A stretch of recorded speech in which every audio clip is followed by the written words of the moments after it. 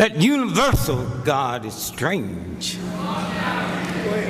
It do things that it don't have to explain.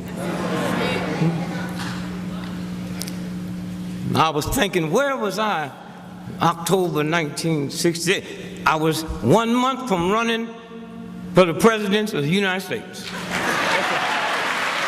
That's right. November 1968. I was the first black. See, the rest of them ran in the primary. I ran in the final. Okay?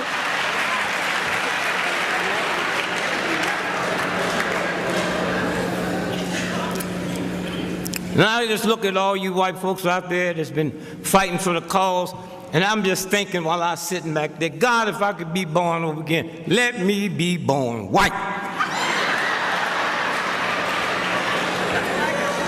You white folks are the luckiest people on the planet. When you finally get an African-American president, you get a behaved Negro.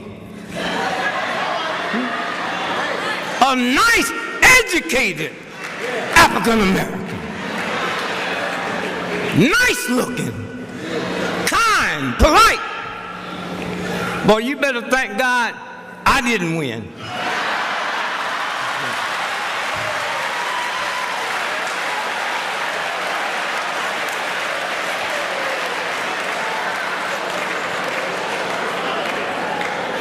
Black folks and white folks would have been mad at me. The first thing I would have done was dug up that rose garden and planted me a watermelon patch. That's right. That's right. And I'd sit up on the White House porch and spit watermelon seeds all the way down to Pennsylvania Avenue. Well, what could they do to me? They couldn't treat me no worse than they treat this one here, who's nice and kind and polite. And no white folks would be in my cabinet. And the only African Americans be in my cabinet, if you hadn't gone past the 3rd grade, you can be in my cabinet. If you know how to read and write, you cannot be in my cabinet. That's right. And I don't have to explain that to nobody because I'm the president. And I base that on pure wisdom. If for 200 and some years, these white cabinets is made up of white billionaires, white men, plenty money and plenty power and plenty education. If they mess up the country like this, let me try something else. It's simple.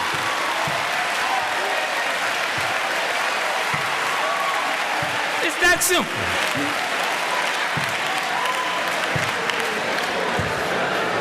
And I know it make a lot of you black folk mad because y'all like to show off for white folk. You want to send your best to deal with their work, not me. My cousin, Jabbo Jones, I'd make him Secretary of Defense. And when he be on 60 Minutes and say, Mr. Secretary, now that you're Secretary, what do you plan on doing about defense? He say, first I'm going to fix it, then paint it.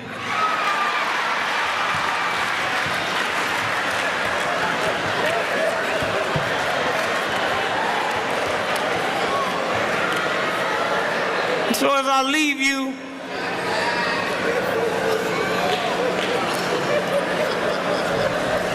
I say we have an easy job.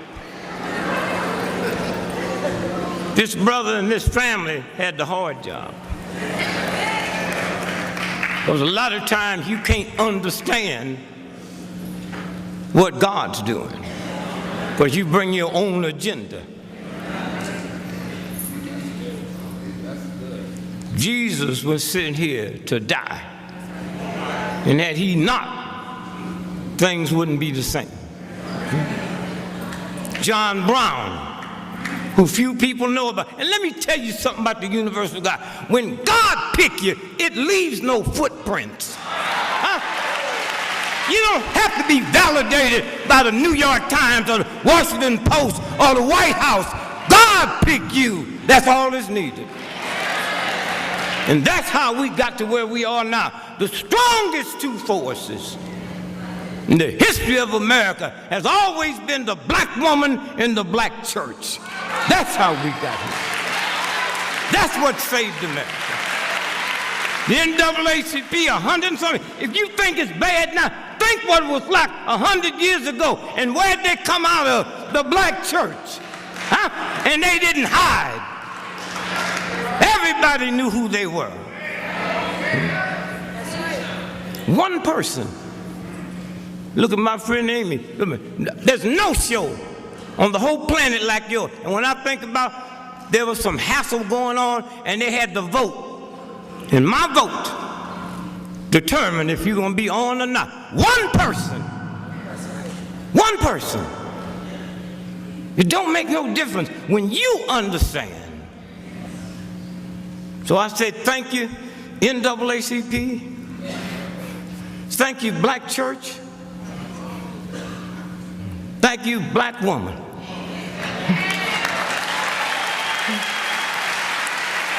One, John Brown died with his two sons at Harper's Ferry, and because of that, that's what caused the Civil War. And that's why when the Union soldiers was marching, they was singing, John Brown's body is a molding in the grave. Huh? One man, with the help of a whole, Abraham Lincoln's death. The Emancipation Proclamation wasn't no law. That was a war movement. After they killed him, that's when they gave us the 13th Amendment. One man's death. Huh? That's right. And you black folk got to be careful about 13 is an unlucky number. The 13th Amendment freed you. Freed you. Emmett Till, huh? Changed the whole planet. I asked Rosa Parks one day, just the two of us, said, how'd you get the courage to do that? She said, I just couldn't get Emmett Till out of my mind. Mrs. LaWusa, a white woman. People got shocked. Oh, I didn't know they killed him. Medgar Evers, huh? Malcolm X. Dr. Martin Luther King, had he not been killed, huh, we would be here today, but it would be 3,000 cops around this building. Huh? Huh? And so I leave you and I say to you, we are the difference. Many people here know that. America is America today that many people can bear because of the civil rights movement. Not the Navy or the Marines or the Supreme Court. Huh? We didn't ask for an appeal, we took it. Huh?